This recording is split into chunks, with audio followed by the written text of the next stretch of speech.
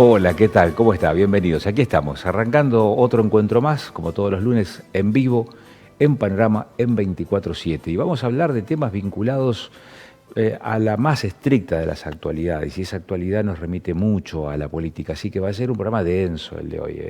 Le anticipo que va a ser un programa denso. Claro, tenemos unos días que son intensos también, porque venimos de, por ejemplo, en el plano nacional, de una victoria del radicalismo en Corrientes, un diputado baleado días antes o horas antes en esa misma provincia, en un hecho no esclarecido que habla de la violencia relacionada o vinculada a la política, y al mismo tiempo de testimonios o declaraciones en política, en campaña electoral muy llamativas, desconcertantes, como la sexualidad y el PJ, o la seguridad y lo aburrido que es Suiza.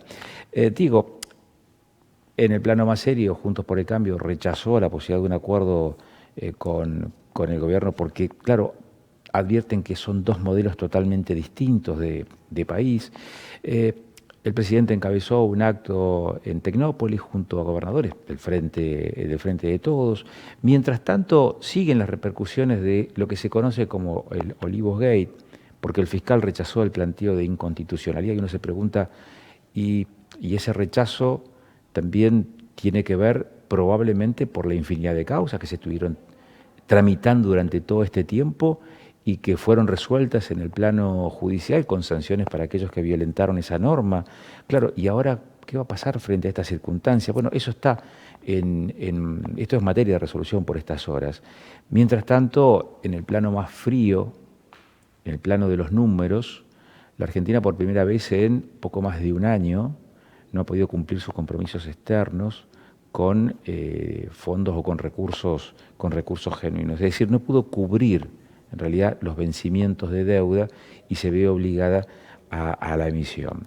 Digo, algunos datos como para entender qué está pasando por estas horas. Mientras tanto, nos aproximamos sin pausa al proceso electivo primario, abierto, simultáneo y obligatorio, conocido por todos como las PASO. Así que de eso vamos a hablar en la jornada de hoy, de las PASO aquí en la región, de estas primarias en la provincia de Neuquén. Y va a estar con nosotros, van a estar varios candidatos, va a estar Pablo Servi, va a estar Priscila Otón y va a estar Luciana Ortiz Luna, que ya está con nosotros aquí en el piso, y vamos a conocer algunos detalles de Luciana cuando hablamos de esta médica emergentóloga que nació en mayo del 76 en la provincia de Río Negro y que es candidata por una de las agrupaciones o por una de las facciones internas del MPN acompañando a Figueroa. Luciana, buenas noches, muchas gracias por aceptar el convite, bienvenida a Panorama. Gracias a vos, Agustín, por esta oportunidad. ¿Cuánto hace que está en el MPN, Luciana? ¿El MPN en nuestra Sí, ¿cuánto provincia? hace que estás en el MPN? Estoy como independiente. Estoy desde el 24 de julio en esta propuesta de Rolo Figueroa. Así que soy independiente, Agustín. No estoy afiliada al MPN, pero sí estoy dentro del MPN para acompañar a Rolo Figueroa en estas PASO. Y cuando te desplazaron del 100, ¿pensaste en algún momento decir a este lugar no vuelvo más, a este partido no vuelvo más? No. Es muy importante esto porque primero, digamos, yo ocupé la dirección de emergencias sanitarias de mi provincia, fui la creadora del 100, sí.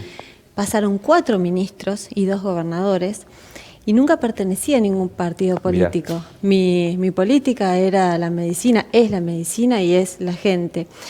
Y la verdad que nunca me lo había planteado, pero además nadie se había planteado que yo podía estar en política. Me parece que todos huían a esa posibilidad. Yo creo, estoy persuadido de que cuando ocurrió eso, tu alejamiento a la fuerza del 100, hubo más de una oferta.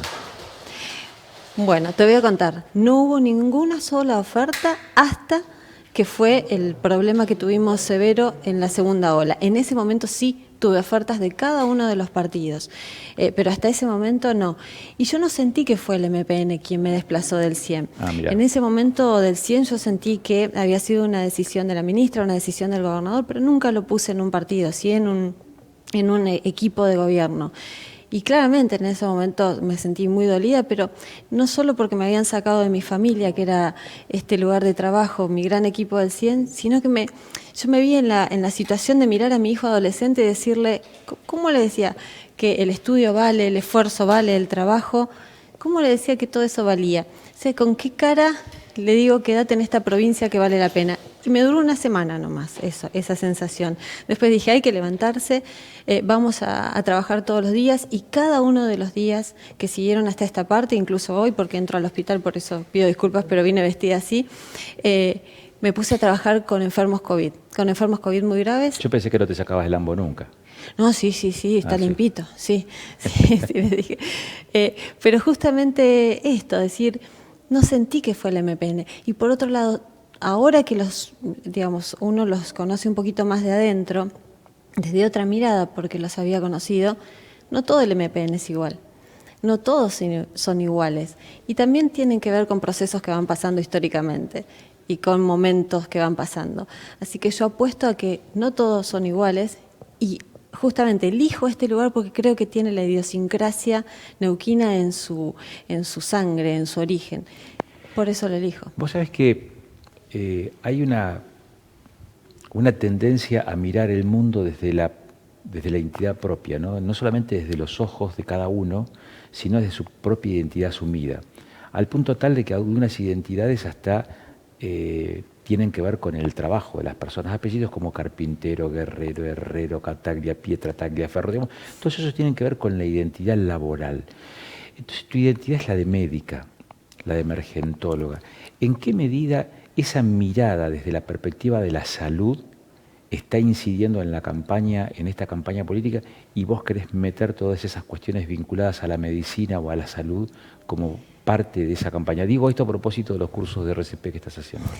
Justamente, y yo siento la medicina no como un trabajo, es mi vida, es mi gran pasión, y es la forma que uno encuentra de ayudar a la gente, que creo que es la esencia que me mueve a hacer todo esto. Y la medicina es tan amplia, pero fundamentalmente esta posibilidad de sentir a las personas desde sus necesidades hasta sus posibilidades, que hacen que la medicina pueda ser vista y ejercida desde todos los lugares, creo yo. No es que dejas la medicina por ingresar en la política. Creo que hoy, desde la política, incluso utilizando de alguna manera una campaña política que lleva a una exposición pública muy alta, yo intento dejar un mensaje que le sirva a la gente. Entonces, se pone en agenda lo de áreas cardioprotegidas. Áreas cardioprotegidas es un proyecto que presentamos en el Consejo Deliberante con la idea de en cada lugar donde los neuquinos estén haciendo actividad física, que sea en áreas naturales, exista un desfibrilador a un lugar equidistante de otro, personal capacitado, las personas comunes capacitadas en técnicas de reanimación cardiopulmonar, y una georreferencia, donde vos tenés una muerte súbita, un paro cardiorrespiratorio, entonces la persona que va pasando sabe dónde estás, hay un desfibrilador cerca y tiene hasta un 80% de posibilidades de sobrevivir, cuando de otra manera es cero la posibilidad. Entonces, si uno tiene estas herramientas que puede aprovechar en un momento de una campaña política, con un mensaje que le llegue a la gente y que le quede, porque esto va a quedar. Lo mismo de seguridad vial. Esta semana vamos a sacar... Pues es que eso que acabas de mencionar rompe muchos de los esquemas acciones típicas de las campañas proselitistas, porque trabajan más con... Vos estás planteando una idea de algo que quede, digamos, un elemento útil conceptualmente o información útil que quede, y no es simplemente una tarea de persuasión o de convicción que puede ser más efímera. Es que esto tiene que ver con las personas comunes que decidimos involucrarnos en la política, viendo como los políticos ese que aparece y desaparece en las campañas, que nunca salió detrás de un escritorio, que viene y la gente dice, vienen y me prometen un montón de cosas o me regalan un montón de cosas. Bueno, en ese equilibrio que hay que hacer entre las dos cosas, este regalo es el que yo quisiera dejarles. ¿Qué condición pusiste para ingresar a este rol protagónico? El tema es que cuando más que condición, yo le pregunté a Rolo. Le dije, mirá Rolo, dentro de este equipo que estás armando, porque justamente es un equipo totalmente heterogéneo, hay algo que no se pueda hacer, que no se pueda decir, que tenga que tener cierto cuidado, me dice: Luciana, vos sos vos. Y justamente yo no te tengo que decir ni qué hacer ni qué dejar de hacer. Y en este sentido uno siente que todo el equipo que está integrando, no solo la lista, sino el resto de los que están alrededor, tienen esta posibilidad. Rolo abre las puertas para que personas que no somos de la política nos podamos involucrar. Y también hace referencia a lo que fue el MPN hace muchos años, que abrió los brazos a los independientes e integró y pudo hacer lo que es hoy Neuquén. Y mucho de esto tiene que ver por qué hoy estoy acá con este planteo también de otra especie de campaña política. Es agotador hacer campaña en medio de un contexto de pandemia en donde me imagino que la demanda del sistema sanitario también es muy exigente, porque tengo entendido que estás haciendo varias guardias por semana. Estoy acostumbrada a trabajar muchas horas y sin descanso, y justamente es otra de las cosas que planteé. No podía yo tomarme licencia porque también hubiera sido muy contradictorio decir, bueno, me tomo una licencia política y me pongo a hacer campaña cuando hay déficit de médicos, muchos pacientes, todavía un sistema de salud que está con muchas dificultades. Entonces, bueno, dormiré menos. Trataré de que este proceso sirva, pero fundamentalmente sirva para esto que queremos hacer, que es cambiar algunas cosas que sentimos que tienen que tener otro rumbo.